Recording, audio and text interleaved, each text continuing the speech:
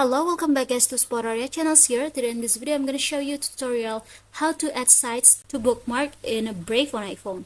But before it, I hope you guys click subscribe and the bells button to support the channel.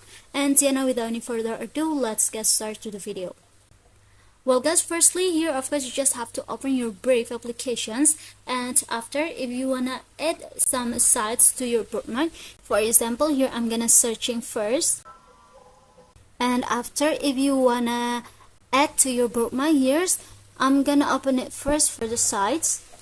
For example, I'm gonna open it like this, and after simply you just have to tap on this three dots icon at the bottom.